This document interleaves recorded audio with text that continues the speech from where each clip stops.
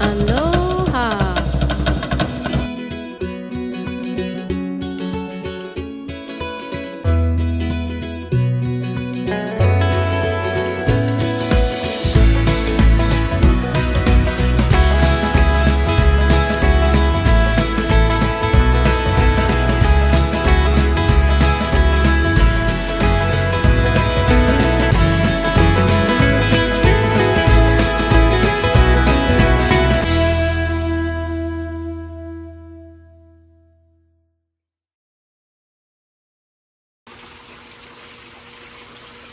Aloha everyone, welcome back to my garden on this beautiful Thursday morning here on Oahu.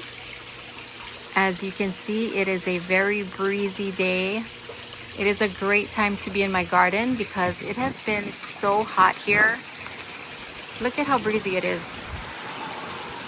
And it's it's technically still morning, but it's almost 12 o'clock. Usually by this time I'm in my house already because it's just so hot. It's unbearable.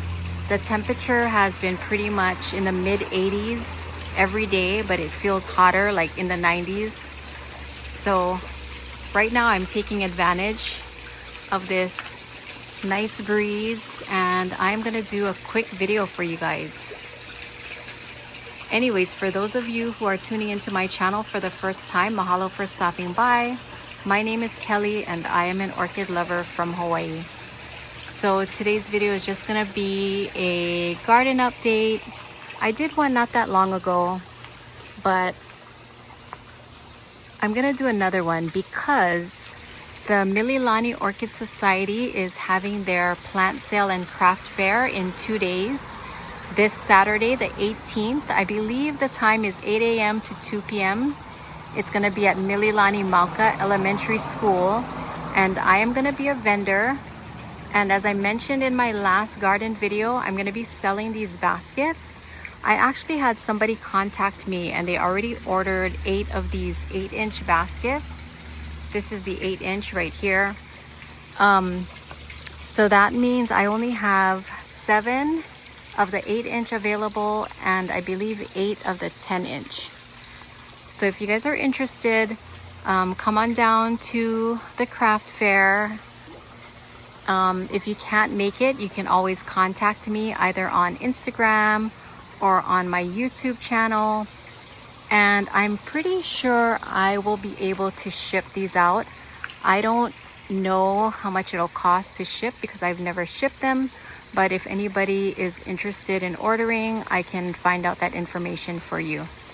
Anyways, I want to update you guys on how my orchids have been doing since I put them in here, and they haven't actually been in here that long, maybe a couple of months, some of them, some not that long, but I am seeing some great things. Keep in mind the orchids that I put on here, they were already struggling. They weren't thriving. I wanted to take them out of whatever they were in and put them on here and see how they would do. And I am seeing some great things. Like I showed you guys this one. Sorry, it's so crowded under here. There's so many things in my way, so I'm gonna try to get as close as I can to this orchid so I can show you guys the new roots. Anyways, I showed this one in my last garden video, and since then the roots have grown even more. You can see all the healthy green tip roots growing and attaching itself to the bottom of the basket. I also see some roots on the side as well. So that is a good sign. It looks good. I also see new roots on some of the other ones that I mounted. You can see that it's attaching to the wood right there.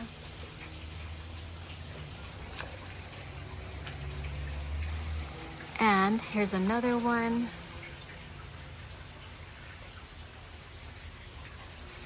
Let me try to duck under so I can show you guys this one. As you can see, the roots have already started to attach itself. And if I can bend down and show you underneath, you can see the roots have already started to grab onto the wood.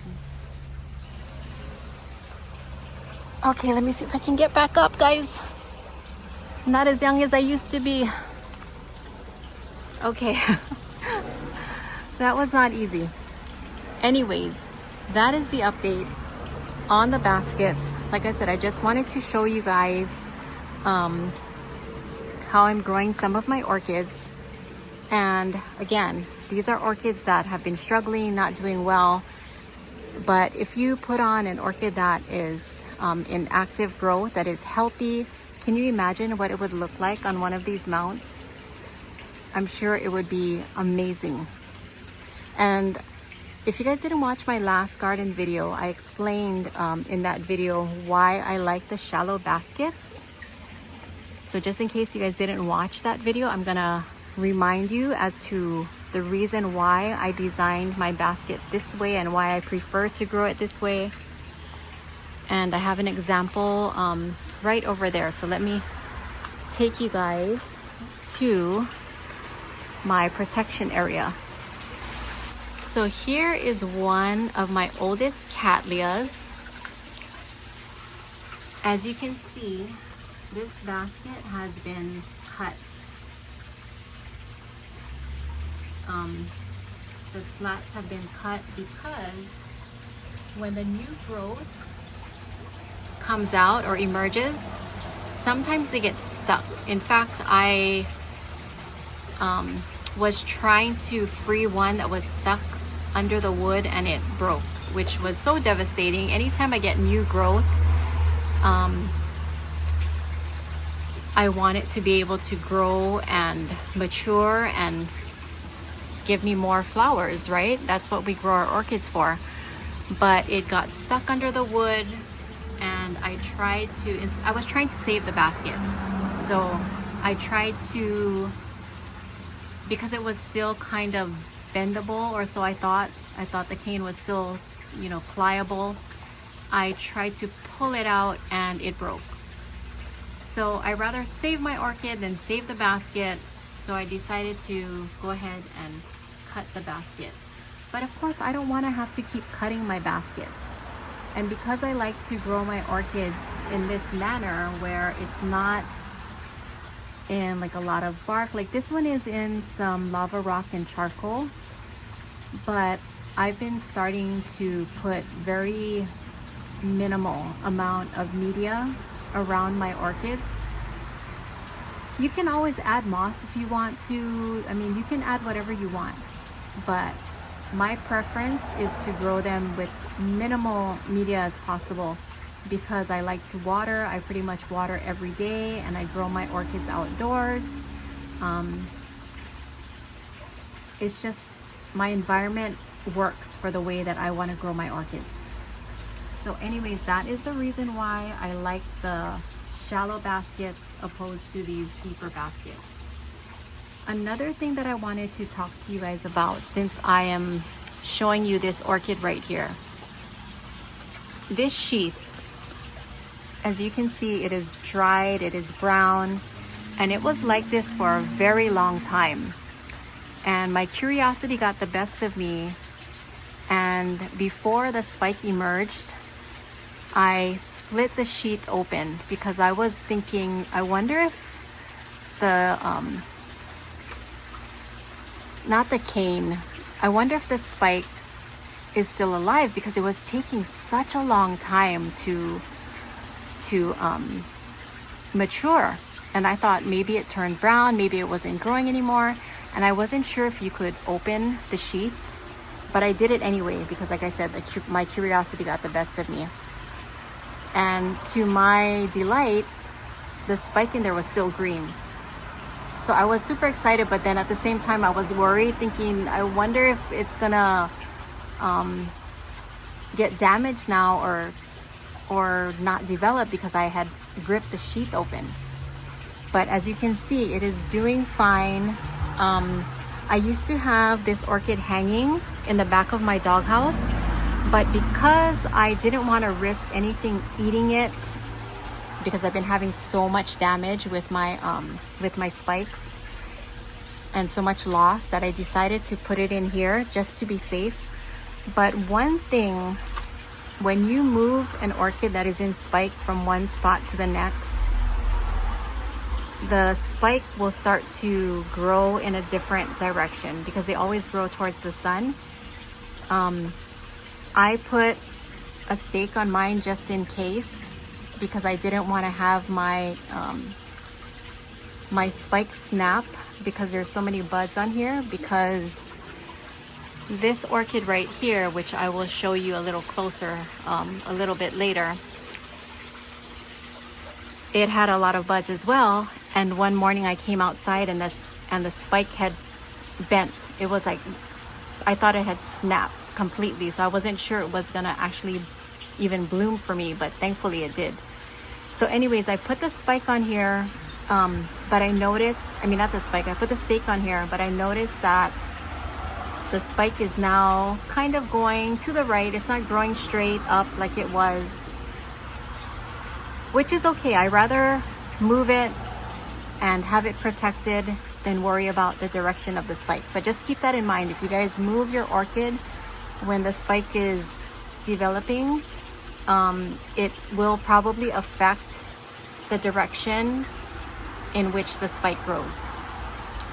So guys, here's another sheath that, now that I know I can open it and it's fine, there was another dried sheath in the back, and yesterday I opened it and look at that, another spike full of buds. Also, the other reason that I realized, or I knew it was okay, was because I attended the Honolulu Orchid Society Orchid Show this past weekend, and I ran into Scott Mitamura. He is a longtime orchid grower and very knowledgeable. I've done a few videos of him giving talks at the orchid societies. Anyways, I had asked him because I was worried about opening the sheath, and he said it is totally fine. The only thing is, if you open it, of course you do expose it to insects or you know, anything else that might want to get at the buds. You're exposing it a little bit earlier. But he said if you know that that orchid in particular has large buds or a lot of buds, sometimes they can get stuck in there. So he does that a lot. He will cut his sheaths open. And I'm so glad that he told me that, because this orchid right here was also in the sheath and it was taking a long time to open. So I decided to peel it open, and luckily I did, because it was actually bent and stuck in the sheath. So I'm not telling you guys to, you know, go ahead and rip all your sheaths open, but just keep in mind that it can be done, and sometimes it is beneficial, because had I not ripped this one open, I'm sure that bud would have grown in like really crooked. It's still kind of crooked, as you can see, but it was worse. So I'm glad I opened that. Anyways, let me show you guys this one that I have in bloom. Show you how pretty it is. Such a gorgeous orchid. And I still have one more bud on there, but I did have to stake this one because there was so many buds on here, and you can see how thin that spike is. It actually bent. So I am so thankful to have flowers, because I wasn't sure if they were gonna bloom. And I'll show you a picture of what it looked like when I found the spike bent over. Anyways, this orchid actually hasn't bloomed for me in, I think it's been like 3 years. The last time I seen this orchid bloom was 2022. And I actually thought I lost this orchid, like I thought it died. because I never seen it bloom. And because I lost the tag for it, I didn't know what this orchid was. But because I post most of my blooms on Instagram, I went back and I was able to find it. And again, the last time I posted it was back in 2022. So I'm not sure why it hadn't bloomed all this time. Maybe it wasn't happy, I wasn't giving it what it needed. Maybe something was eating the spike before I even had a chance to see it. I don't know what the reason is, but I am so happy that it decided to bloom again. It is such a beautiful orchid. And I will put the name on the screen. Again, I lost the tag, but because I did have it in my Instagram history, I was able to see the tag and I know what it is. I just haven't made a new tag yet. I want to give you guys a close-up because it's so pretty.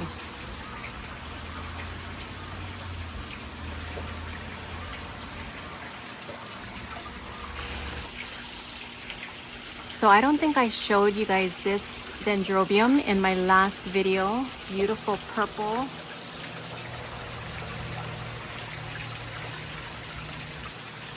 Love the colors. I know I didn't show you this one in my last video. Unfortunately, the thrips got to a lot of the buds, so I only got a few flowers, but look at how pretty this pink is. I believe it's called a pink Pegasus. Dendrobium pink Pegasus. Beautiful pink color. And of course, I have this dendrobium, which is always in bloom.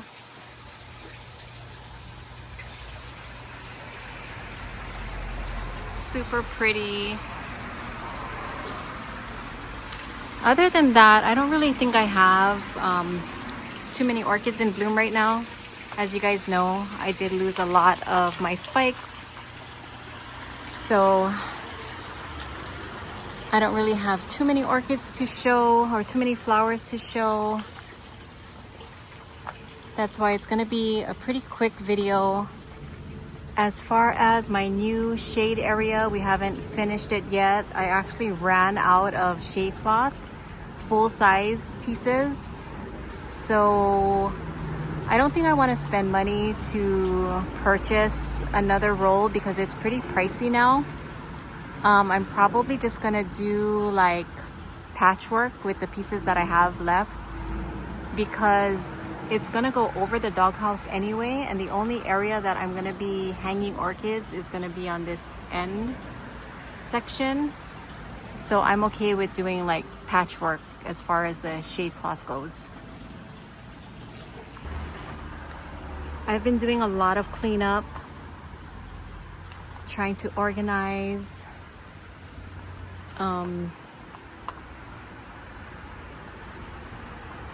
Trying to stay on top of fertilizing, trying to keep an eye out for thrips. I think I see something in that sheet right there, guys. Can you see that? I'm pretty sure there's something developing in there.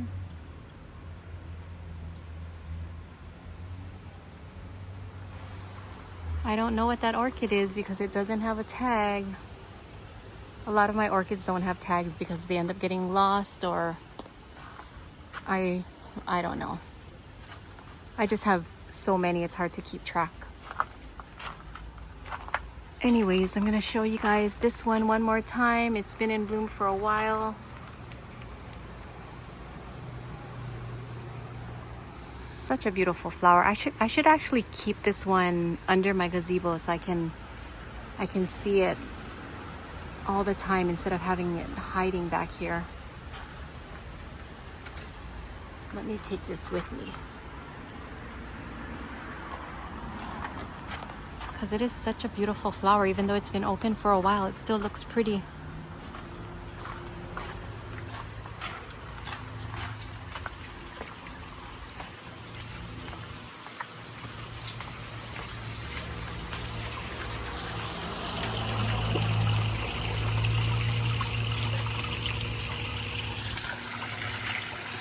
It still looks beautiful, guys. Look at that. Look at how pretty it is. The color has gotten darker, like a darker brown, but it's still really beautiful. And just in case you guys didn't see this in my last video, this is a bicolor crossed with Allen Condo.